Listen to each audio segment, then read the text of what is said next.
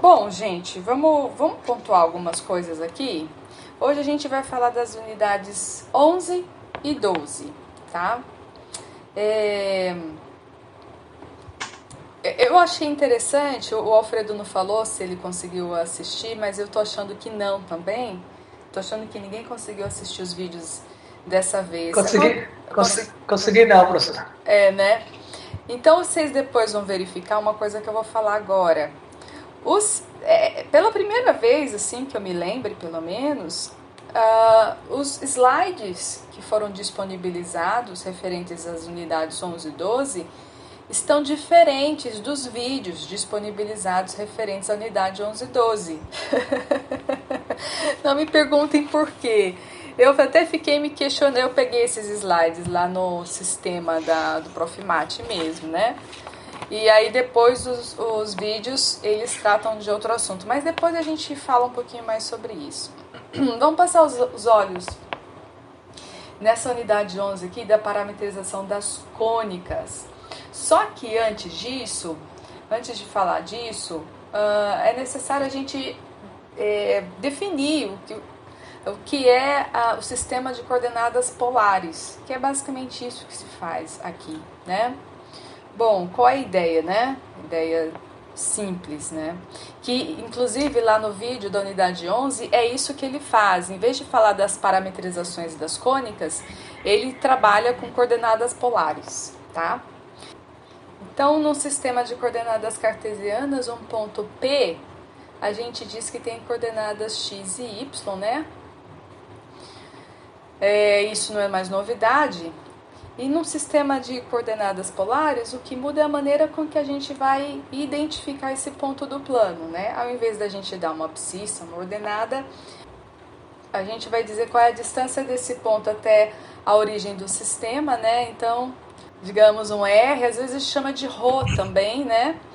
E também esse ângulo formado por esse segmento OP com o OX positivo, θ. Então, esse mesmo P, ele pode também ser representado por um determinado R e um determinado θ, tá? No sistema de coordenadas polares. Então, lá no vídeo da unidade 11, o professor vai estabelecer, né, qual é a relação de um sistema de coordenadas, desse sistema com esse sistema, né? E a gente sabe que basta olhar para esse triângulo retângulo aqui, né? Então, x, a gente sabe que é R cosseno θ, né? O y, esse R tinha que ser minúsculo, né? R seno θ. E a gente também tem que dizer alguma coisa a respeito do θ, né? Então, pera lá, vamos lá. X igual a R. É parecido com a ideia dos números complexos, né? Então, nos números complexos, a gente acaba fazendo uma abordagem exatamente assim, né? R seno θ, né? Então, isso daqui é fundamental aqui para a relação de x, y, r e θ. Ao mesmo tempo, a gente sabe que r, você pode pensar como sendo a hipotenusa ali daquele triângulo retângulo, né? É a raiz de x quadrado mais y quadrado, né? E a gente pode pensar nesse θ aí, olhando para o triângulo ainda, da seguinte maneira: a tangente de θ é y sobre x. E claro que dizer que a tangente de θ é igual a y sobre x não determina univocamente esse θ, mas se a gente souber qual quadrante onde ele se encontra, então ele fica determinado a menos de um múltiplo de 2π, tá? Então, trabalhar com essas duas, ou então com essas duas aqui, nos dá, de fato, as ferramentas necessárias para fazer as devidas transformações. Lá no vídeo, o professor faz até alguns exemplos, tá? Então, os exemplos que ele pega, a princípio, 2 exemplos são bastante simples. onde, digamos, o exemplo A, ele tem uma equação do tipo 2x mais 3y igual a 5. E aí ele fala assim, bom, e como é que a gente representaria essa equação em coordenadas polares? E era simplesmente uma substituição dessas expressões aqui, né? E ele trabalha com outros exemplos também. O terceiro exemplo, ele desenvolve um pouco mais o uso dessas expressões aqui. Recomendo depois que vocês deem uma olhadinha, tá? No vídeo que ele chama de unidade 11, mas que o título não é parametrizações das cônicas, é coordenadas polares. Bom, tendo comentado isso, vamos agora passar os olhos nesse daqui, tá? Bom, parametrização do círculo. Então, nessas circunstâncias, a parametrização dada dessa forma, ó, uma curva gama de t, dada por r cosseno t, r seno t, ela é exatamente de uma curva que percorre um círculo de centro da origem raio R, né? Então, ó, note que para cada ponto P, de fato, né, esse aqui é o x dado por r cosseno t, esse aqui é o y dado por r seno t, e essa é a parametrização do círculo. Círculo de raio R, né? Para quem ficou meio assim, dá para observar que se você fizer x ao quadrado mais y ao quadrado, como é que fica isso? Fica exatamente, né, ó, se eu elevar a primeira coordenada ao quadrado, vai ficar r quadrado, cosseno ao quadrado de t, mais a segunda ao quadrado, seno ao quadrado de t, isso daí é exatamente o que? R quadrado, né? Então, a gente, de fato, tem a parametrização de um círculo aqui de raio R. Bem, fácil, né? Todo mundo já sabia essa parametrização?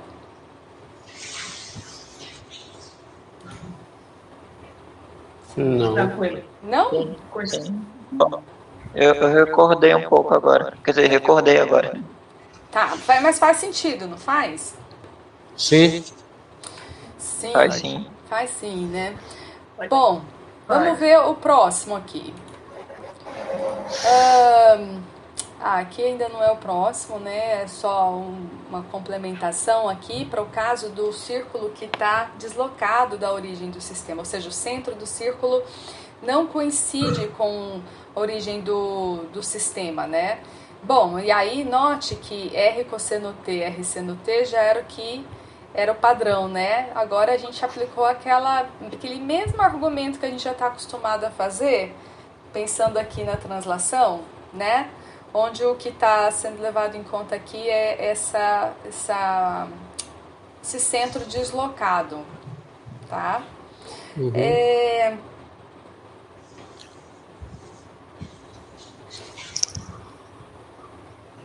Eu acredito, depois a gente pode dar uma olhada, né? Ele colocou mais um x0, mais um y0. Eu acredito que seria menos. Depois a gente pode dar uma pensada nisso. Seja como for, esse é o padrão de translação, né? Você vai ali fazer um ajuste na origem do seu círculo, da parametrização do seu círculo. Tá, o círculo é um dos casos mais fáceis, né? Será que a gente consegue pensar no caso da elipse? Tem um desenho aqui muito maluco, bem diferentão, né? A princípio, tem um ponto, a elipse que a gente está pensando é essa daqui, né? E tem um ponto P aqui em cima dela. Então, como que a gente pode parametrizar a elipse x² sobre a quadrado mais y² sobre b² igual a 1, né? A ideia que foi dada é a gente fazer essa mudança aqui, o x de t como um a cosseno t e um y de t igual a um b seno t. Eu acho que é uma boa ideia. Por que é uma boa ideia? Alguém?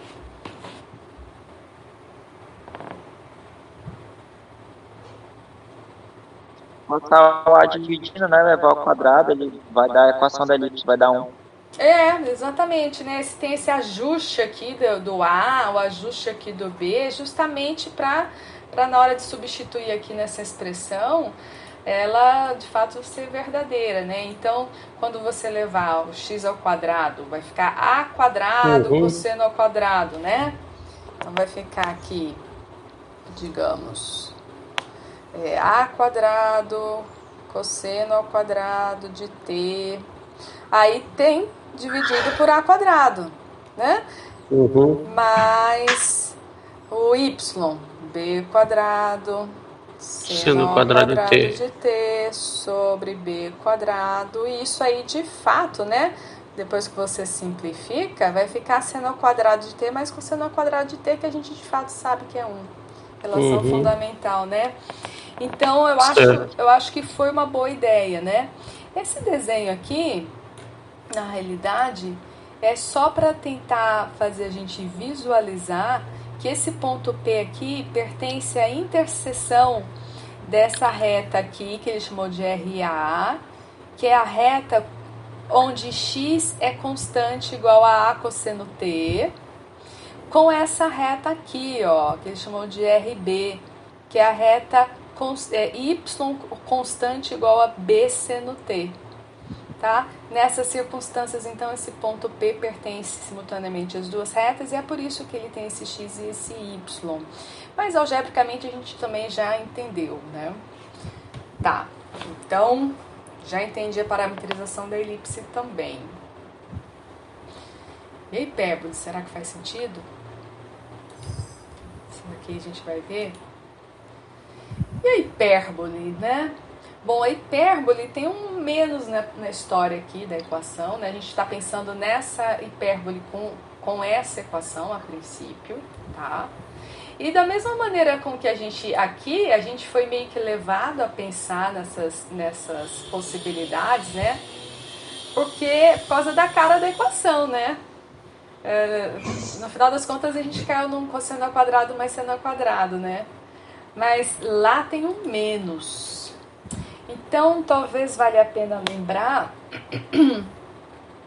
das funções cosseno hiperbólico e seno hiperbólico, que eu não sei se vocês se lembram delas, se já foram apresentados a elas.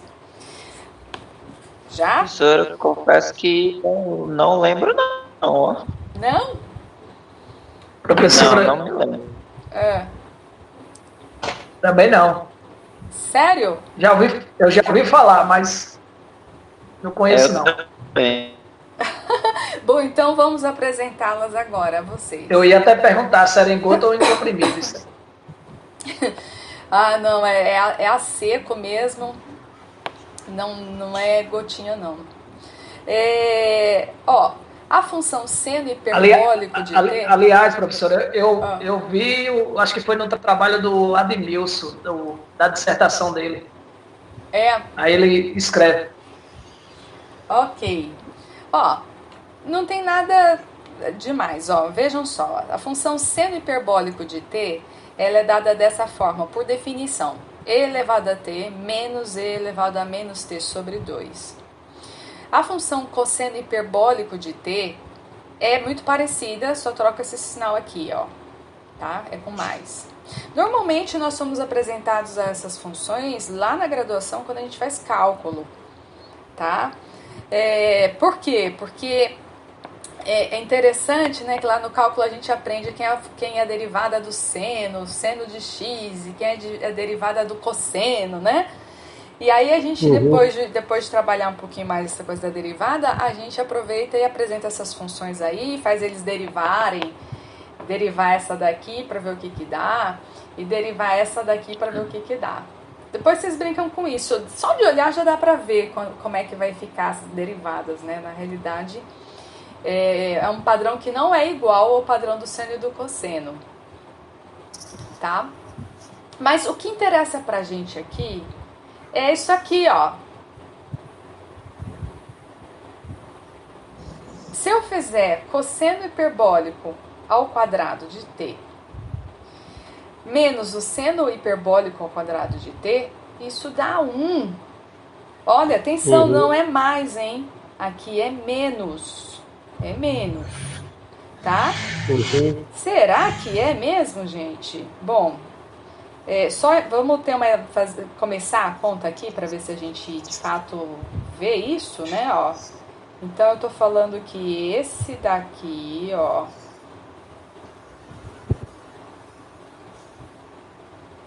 esse aqui é o primeiro, né? Ao quadrado menos EAT. Agora é menos aqui, né? Menos EA menos T sobre 2 ao quadrado. Quanto é que dá isso?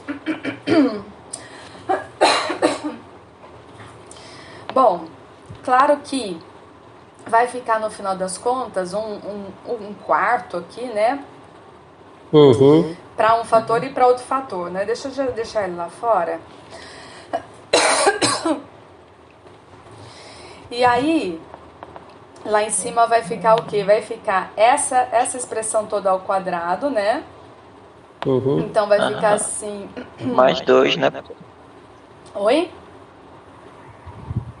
Vai ser a expressão ao quadrado mais 2, né? Ixi, eu ia fazer passo a passo ainda, né? Ia ficar assim, ó. A primeira ao quadrado ali, né? Então, ó, vai ficar E a 2T, né? Mais 2 vezes o primeiro, vezes o segundo, né? Mais o segundo ao quadrado. Então, acho que é menos 2T aqui. Esse aqui é o desenvolvimento dessa primeira parte, né? Aí vai ter um menos aqui, aí você desenvolve a segunda parte, digamos, tá? Então vai ficar aí a 2t, que é o primeiro ao quadrado, né?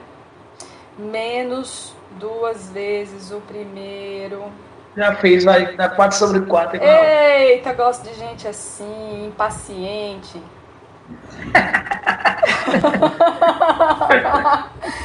Moral da história, né? Por causa desse menos aqui, esse aqui vai embora com esse, né? Quem mais vai embora aqui? Esse aqui vai embora com esse. EAT vezes EA menos T é o quanto? Dá 1. Dá 1, então vai ficar 2 mais 2. Então ficou simplesmente, de fato, 1/4 vezes 4. Que é 1. Né? Então, concordamos que dá 1? Esses cálculos é bom de fazer, professor. Você acha? Quase que eu deixei para vocês mesmo. Assim, desculpa perguntar, mas qual seria o jeito da gente encontrar esse cosseno hiperbólico? Ele, no caso, é o cosseno feito na hipérbole? Não entendi direito, sim. Só para saber da origem dele. A interpretação geométrica, né? Tá aí uma boa pergunta. Deixa eu até ver se tem alguma uma representação geométrica aqui mais pra frente. Eu não sei se no livro tem, daqui a pouco eu posso procurar. Mas, a princípio a gente tá olhando algebricamente mesmo, Caio, né? E aí, assim, a gente arrumou bons candidatos para fazer a nossa parametrização. Quais são os candidatos? Não, cosseno hiperbólico, né? Esses dois que estão aí. Mas tem que fazer um ajuste, né? Que ajuste seria? Seria de multiplicar o A pelo cosseno hiperbólico e o B pelo cosseno hiperbólico. Exatamente. Então, voltemos lá. Olha aqui. Tá aqui, ó. Então, o nosso candidato é A, cosseno hiperbólico de T, e o nosso candidato a parametrização para o Y é B, seno hiperbólico de T. Olha aqui a imagenzinha, ó. Tá aqui os dois ramos dela, né? Sim. Os dois ramos dela. Então, ó, esse ponto aqui, Caio, a gente está representando como sendo ponto cosseno hiperbólico de T, seno hiperbólico de T. E assim, e aí olhando aqui para os seus simétricos, né? É de fato pouco falado a respeito disso, né? Mas a ideia é essa daí. A gente pode depois tentar aprofundar um pouco mais essa história aí do cosseno hiperbólico, cosseno hiperbólico. Bom, e por fim a parábola. A parábola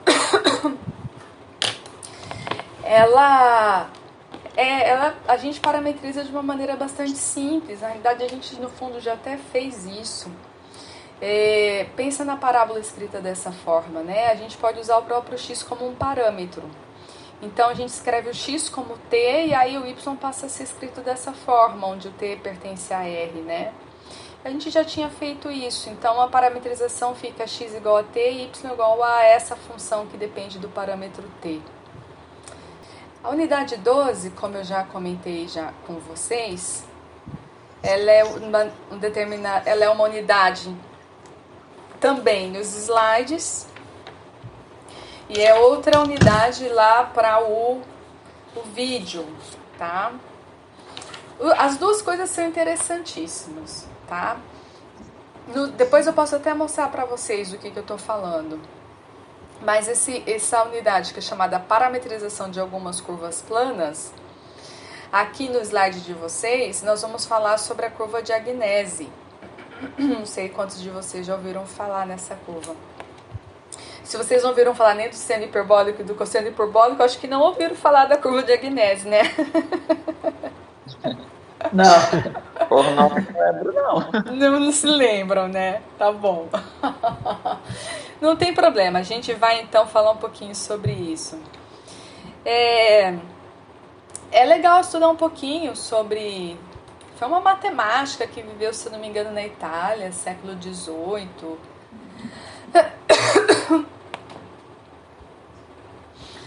E ela é responsável por essa curva de Agnese, alguns chamam de a bruxa de Agnese. Mas coitada, não tem nada a ver com bruxaria. Isso daí é um erro de tradução de uma vez que era a curva de Agnese e aí teve um erro de tradução e traduziram para bruxa de Agnese e aí tem certas coisas que pegam, né? O que está acontecendo aqui? Bom, deixa eu tentar descrever o que está acontecendo aqui. Eu tenho um círculo C, que está até de outra cor aqui, acho que é um amarelinho, de raio R minúsculo, tá? Então, ó, daqui para cá é Rzinho, de forma que daqui até aqui é 2 Rzinhos, tá?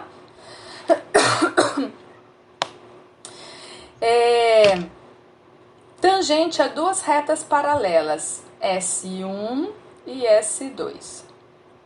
Tá? O e A são esses pontos de tangência do círculo com essas duas retas, tá? E do ponto O, que é esse daqui, nós traçamos uma semirreta em direção aqui a S2, né? Você traça uma semirreta. E aí eu vou chamar de R e Q os pontos de interseção dessa semirreta que eu tracei com o círculo C e com a reta S2. Tudo bem até aí, né? Aí nós traçamos o segmento QD perpendicular a S1. Ou seja, pelo ponto Q você traça perpendicular, tá? E a reta S paralela a S1 passando pelo ponto R, essa daqui, tá? E aí eu vou chamar de ponto P o ponto de interseção da reta S com o segmento QD, tá? Esse é o ponto P. Claro que tá estático aqui, né? Mas se eu tivesse feito no GeoGebra, de maneira que eu conseguisse movimentar aqui o segmento, e aí esses pontos iam mudando de lugar, esse ponto P também ia mudar de lugar, tá? Quando eu faço essa brincadeira aqui e percorro brinco, né, com as possibilidades e eu faço de um jeito que eu habilito o rastro lá no GeoGebra, eu consigo a curva desejada, que é chamada a curva de Agnese. Deixa eu mostrar aqui como é que ela é. Ela é assim. Então, olha que bonita, ó. Conforme você muda a posição do segmento e tal, você obviamente vai mudar a posição do ponto P, e essa aqui é a curva de Agnese. Deu para entender o que está acontecendo?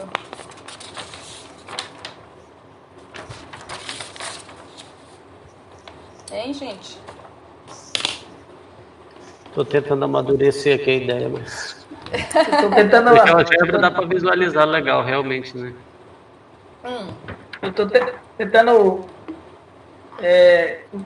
entender a aplicação dela, entendeu, professora? A aplicação? Eu também. Bom, é aplicada em que essa curva dele? Sinceramente, eu não sei. A gente pode pesquisar. Eu sei da aplicação de outras curvas, inclusive algumas a gente estuda na geometria diferencial, né?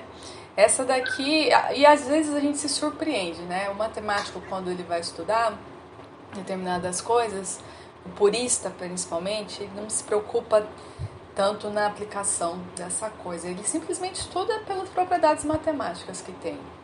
Às vezes a gente se surpreende depois de descobrir que aquela coisa que já foi trabalhada matematicamente, de fato tem uma aplicação. Às vezes... Eu achava que eles procuravam através de uma necessidade, entendeu? As duas coisas acontecem na realidade, né? Existem esses dois movimentos. Às vezes você tem uma situação que te motiva a pensar no que está acontecendo, mas às vezes é o oposto. Às vezes você desenvolve a matemática e só depois você descobre uma aplicação para aquilo que você fez. Mas sobre essa curva a gente pode pesquisar. Eu aceito contribuições de vocês, caso alguém ache alguma coisa. Bom, vamos dar uma olhada então como é que funciona o argumento para chegar na equação dessa curva. Tem um pouquinho de conta aqui. Eu até antecipei um pouquinho aqui as contas. Porque aqui nos slides elas não estão feitas. A professora testou ela no GeoGebra, testou? Eu não fiz no GeoGebra, mas é possível fazer. Tem algum pessoal que postou no YouTube essa brincadeira do GeoGebra. Tá bom. Eu vi alguém que fez. Eu vi um cara que fez. Eu ia fazer, mas eu não consegui levantar da cama para fazer isso. Não, entendo, a senhora está sem condição. Para ser bem sincera, eu teria feito. Aliás, se vocês tiverem já habilidade com GeoGebra, dá para fazer. Tem até um vídeo no YouTube que ensina a fazer no GeoGebra. Então, tá um jeito de tentar dar uma treinada e ir criando. Vai ter que criar uns controles deslizantes e tal, né? Seria legal se vocês tentassem fazer depois. Seria bem legal. Bom, verdade. Tá, vamos lá, vamos aproveitar e desenvolver aqui a equação para essa curva. Bom, antes de tudo, vamos olhar aqui para o triângulo ODQ. ODQ, o triângulo maior, tá? Vocês concordam que nesse triângulo ODQ, a gente pode escrever que o cosseno de T, ele é o módulo de ODE dividido pelo módulo de OQ. Vamos ver? Módulo de ODE, cateto adjacente, dividido pelo módulo de OQ. Sim, né? Adjacente. Aqui, adjacente e a hipotenusa, grandão aqui, ó. Né? Uhum. Eu tô pensando que isso, ó, eu tô pensando nesse ponto aqui como sendo um ponto de coordenadas XY, tá? Se for assim, então o X dele é exatamente esse OD. Então, eu poderia escrever aqui que cosseno de t vai ser, então, x sobre o módulo de OK. Tá? Em outras palavras, vamos guardar aqui do outro lado. Eu vou escrever, então, que x multiplica ali, ó. X, portanto, vai ser módulo de OK. Cosseno T. Cosseno T. Isso aqui eu vou chamar de equação 1. Tá? E aí eu vou apagar essa continha aqui do lado direito. Tranquilo?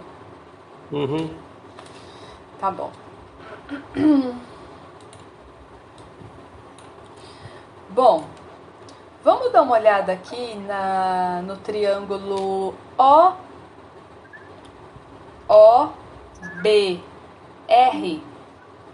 OBR, né?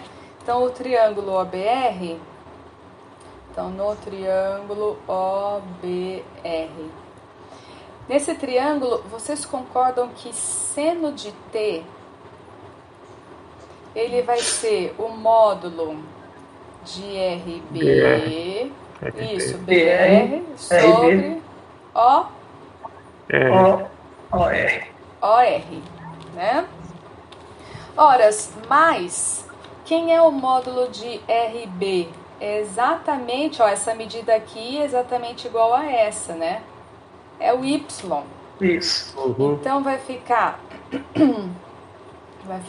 seno de T igual a Y sobre módulo de OR, tá? E aí, fazer a mesma coisa aqui, Y igual a esse vezes esse, vou escrever do lado de cá. Y é igual a módulo de... Ficou horrível esse OK, né, gente? Tomara que dê pra entender. OR, módulo de OR vezes seno de T, e esse aqui eu vou chamar de 2. Tá? Bom, aí, vejam só. Vamos dar uma olhadinha agora no triângulo AOR. Ó, AOR. Vocês notaram alguma coisa curiosa nesse triângulo? Alguma característica especial? Ele é retângulo?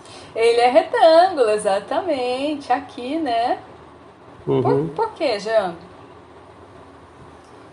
Professor, é uma propriedade do círculo aí que eu não estou me recordando, mas porque o OAQ também ele é retângulo, né? Então ele funciona como altura, esse AR aí. Não sei se a senhora entendeu o que eu disse. Aqui também é retângulo. Na realidade, deixa eu apagar assim. É o diâmetro, né? Isso, Pois é. porque a hipotenusa é aqui o diâmetro. Em outras palavras, Também. ele está inscrito. É um ângulo escrito, né? Isso. Um ângulo escrito que é a divisa 180 por 2, dá 90. Exatamente. Então tá, vou fazer menorzinho aqui, ó, 90 graus. Tá bom, então se esse ângulo aqui é T, quanto é que é esse daqui, ó? 90 menos T, né? 90 menos T. 90 menos T, né? Então, quanto é que vale esse daqui, ó?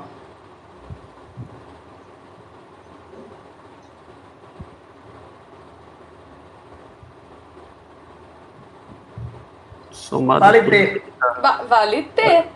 Isso. Porque a soma é 180 e 90 mais 90, menos T mais T. Exatamente. Exatamente. Soma dos ângulos em terra. Ok, então vamos olhar para esse triângulo aqui. Então vou olhar para o triângulo, a gente já está olhando para ele, né? AOR. Vocês concordam então que nessas circunstâncias eu posso dizer que o seno de T é o módulo de OR dividido por 2 errinhos? Certo. Cateto oposto sobre hipotenusa, né? Então daí eu vou tirar o quê? Que o módulo de OR que o módulo de OR é 2R seno de T. É 2R seno de T. Né? E eu vou chamar isso aqui de 3. Tá? Bom, dessa daí, eu já consigo usar alguma coisa aí, ó. Eu posso usar essa daí, essa 3 aqui na 2, né? Na 2 o Y. Né? Então, isso, se eu usar T ao quadrado. 3 em 2, né? Substituindo esse valor de OR aqui nessa expressão, eu vou obter o quê? Que Y é igual a 2R seno ao quadrado de T. Ao quadrado de T. Esse T aí é um parâmetro que está variando de 0 a π, tá, gente? Uhum. Tá bom. Então, guarda aí. Então, eu usei, né? 3 em 2, 3 em 2, me deu, então, Y igual a 2R seno ao quadrado de T, tá? E... Pode usar o ARQ agora, não sei. E agora dá uma olhada aqui no triângulo OQ,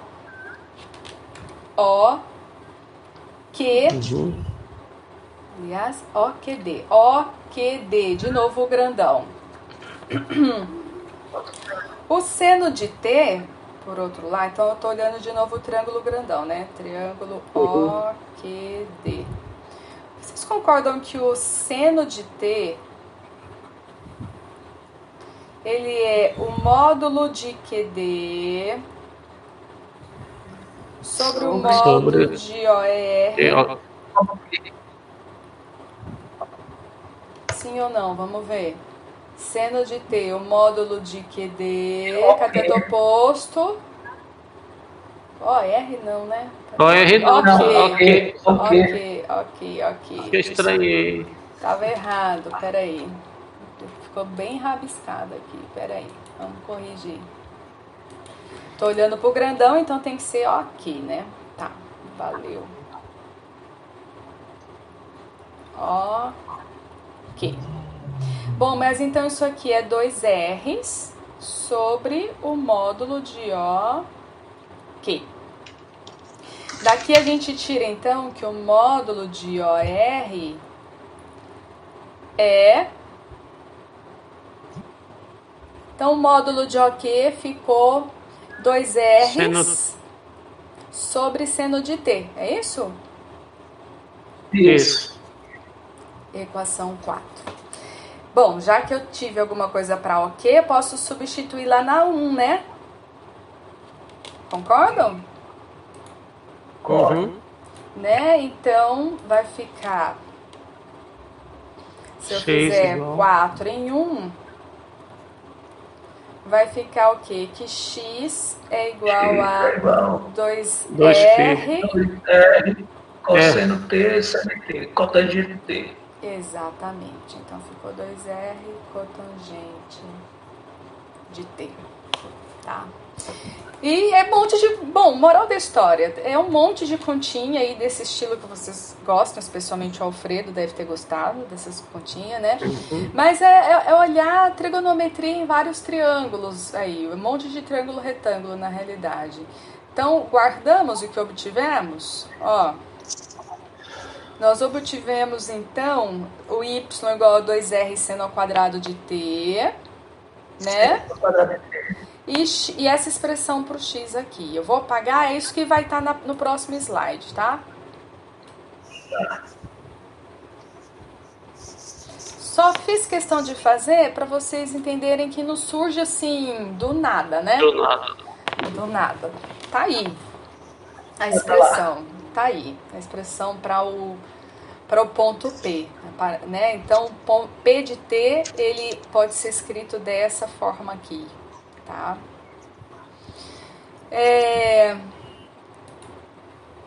Tem aqui essa conta para você chegar nessa expressão aqui, na realidade, para a curva, em termos de x e y, né? Que é meio que desfazendo, né? É como se essa aqui, na realidade, a gente parametrizou de uma maneira, então a gente obteve essa parametrização para a curva, que tá ok, tá? Mas depois trabalhou-se um pouquinho na equação para se chegar numa expressão em termos de x e y para a curva, tá? Esse caso aqui é um caso particular para esse R. Olha, eu vou deixar como exercício vocês fazerem essa conta, mas eu fiz a conta aqui. Não é complicado, se bem que no primeiro momento eu olhei e falei, mas de onde surgiu isso? E depois eu sentei para fazer e de fato não foi complicado. Você tem que basicamente, do jeito que está sendo escrito aqui, ó, de parametrização para implícita, elimine o parâmetro t. Então você tem que trabalhar essas duas equações para eliminar o parâmetro t. Então, como aqui apareceu cosseno e seno, aqui apareceu seno ao quadrado, uma maneira que seria, vai ter que acabar elevando ao quadrado, para aparecer cosseno ao quadrado e seno ao quadrado, né? E brincar um pouquinho com essas equações. E essa daqui é a equação dela. Tentem fazer, depois, se vocês não conseguirem, eu posso mostrar minhas contas. Pode ser? Certo. Pode ser. Tá bom. Né? E aí, eu queria mostrar para vocês, comentar um pouquinho sobre a atividade 3, né? Eu sei que o prazo foi estendido aí para a atividade 2. Mesmo assim, eu já vou disponibilizar aqui a atividade 3. A atividade 3 está light, eu acho, né? O Alfredo já andou comentando aqui da atividade 2, dos desafios dele, e eu estava até falando com ele, né? Que o objetivo das atividades não é simplesmente fazer com que vocês sejam avaliados, não é somente isso, né? O objetivo das atividades é fazer com que vocês também complementem os estudos de vocês. Né? Esses encontros, ainda mais virtuais, eles não são suficientes para que vocês vejam tudo o que seria interessante, né? Então, a ideia é fazer essa complementação. Deixa eu comentar primeiro o exercício 2 aqui, ó. São apenas 2 exercícios, tá? Que na realidade eles estão feitos, tá?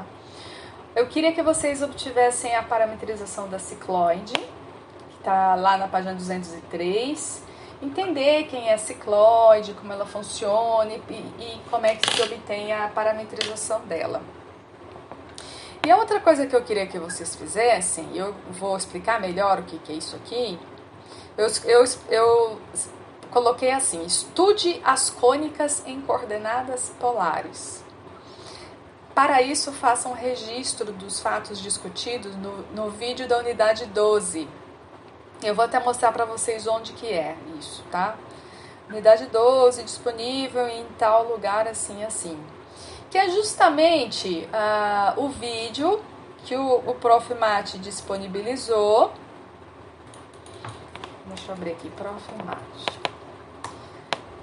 Vocês já sabem achar, né, os vídeos e tal. A gente vem aqui na videoaula e vai na página aqui, geometria analítica. Esse negócio aqui não dá para mudar mais. E aí quando vocês vão lá, ó, na unidade aqui, ó,